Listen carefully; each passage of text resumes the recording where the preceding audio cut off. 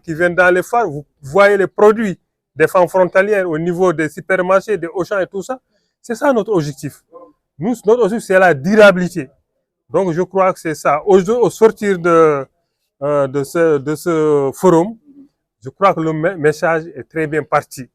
Ces femmes-là ont compris qu'aujourd'hui, le défi, ce n'est pas seulement l'entrepreneuriat, mais c'est la durabilité dans l'action. Voilà. Wolof la non pulaar enchaîne en pulaar tam enchaîne résultat parle en pulaar en français le temps de souffler un peu d'accord elle parle en wolof le temps de souffler il est bien en pulaar waaw non kii mooy wolof moom mooy wolof waaw moom lay souffler après mu jëlaat yow échange yaa nekk si aw leen dellu si gannaaw poussé càggal seet subhanallah amaika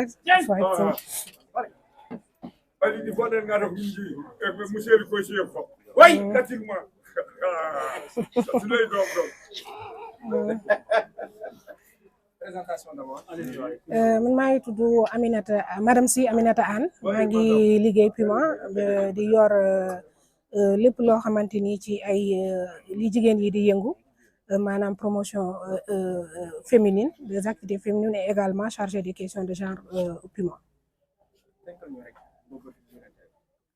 tey nag ñu ngi kontaan trop ñu ñëw di marquer suñu présence en tant que partenaire ci avec Dande Leñol.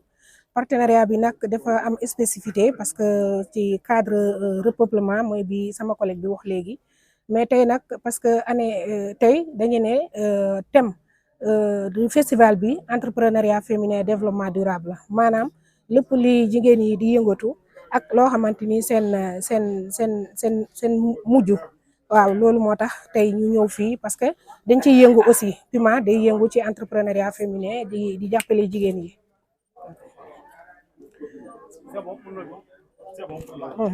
Vous pouvez passer par le temps qu'on écoute Bamba. Oui. De parler. Oui. Je pensais. Après, on va faire micro. Oui, micro.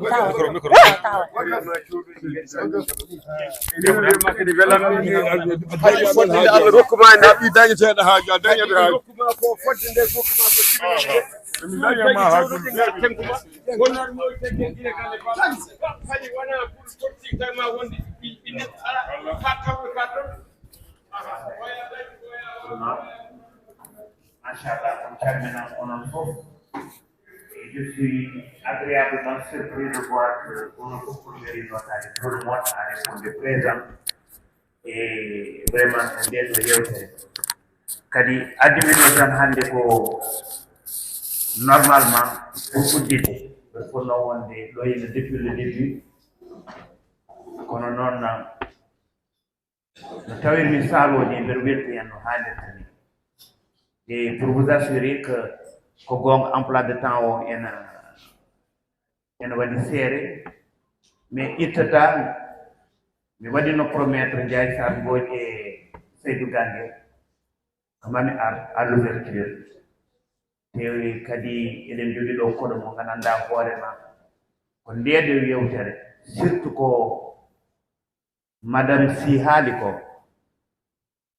eno waɗiri vraiment expliqué darde debbo e nder rendoji meɗen e nder galleji ɗi e nder développement men e nder fandare men ko ɗum addimbo ɗo henne pour hettade on yewtidde moɗon no tawno ɗum ko rôle makko nde mi wiide ko oɗo biyeteɗo ina moƴƴa ko ambassadrice du système des Nations Unies sur la lutte contre la désertification et en même temps ko ambassadrice et de wiyete ko goodwill ambassadeur comme no mini commen tatu du système des Nations Unies kanko woni hen debbo ɗum tagi hikka système des Nations Unies ƴetti ko un slogan mo ganduɗa wona ɗo tan e Sénégal wona Afrique ko aduna o fof kanko ina mbo foti yaade e leyɗele mangon sappo e jeetati leyɗele malla ni nogas pawɗi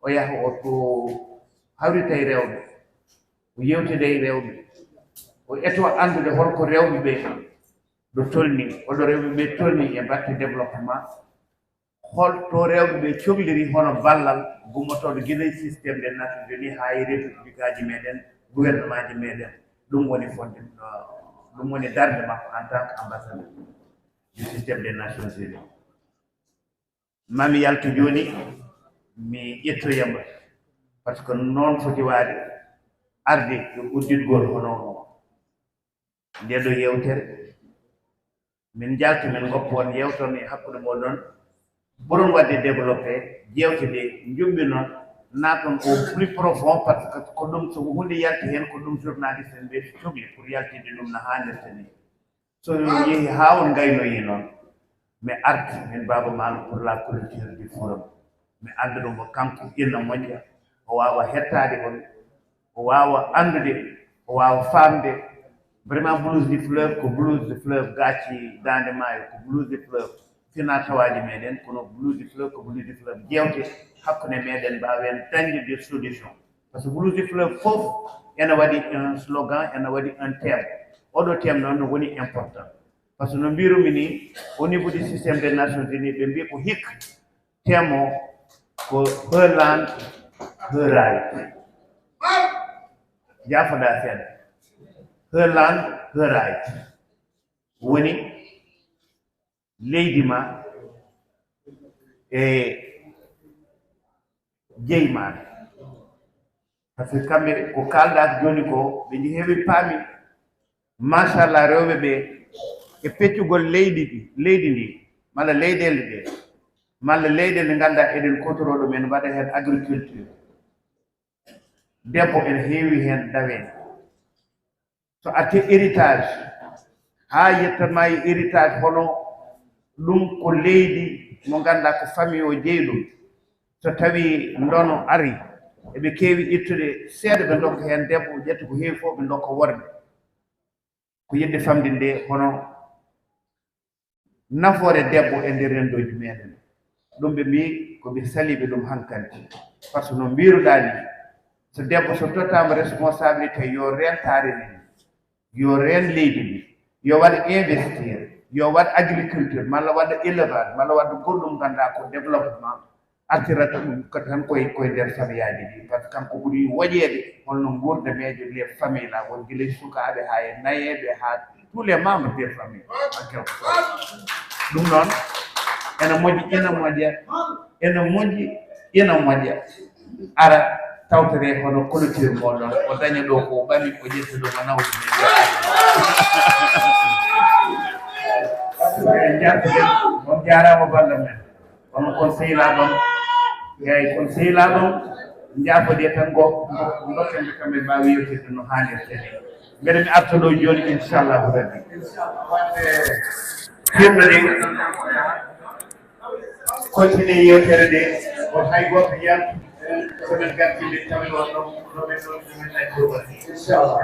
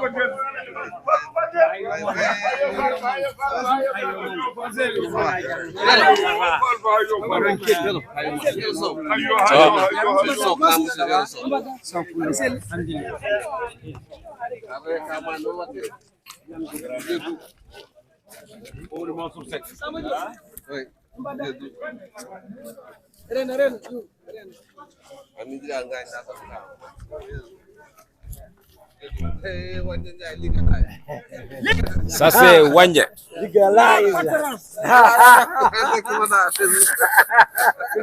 En direct YouTube Gonda.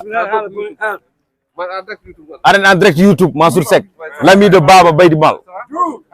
Ouais. Mon neveu. Ça c'est jumeau de Baba Baydi Mal. Mon fils préféré.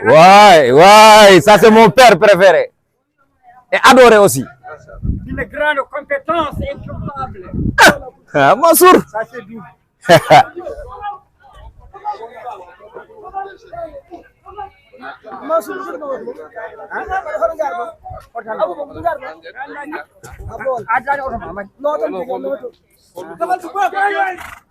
Agwanam.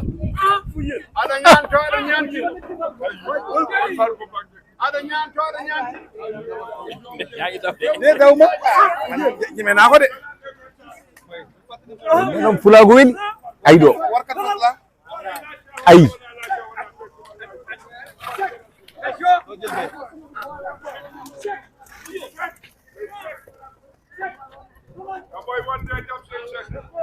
do woni Podor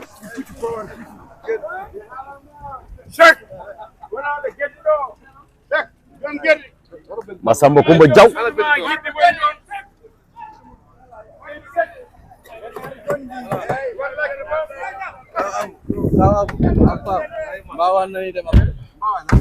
attention wala gagné Ni def Mbawa. Kan la yandal Mbawa. on mo jabboto on be baba jabboto Mbawa do jabboyto.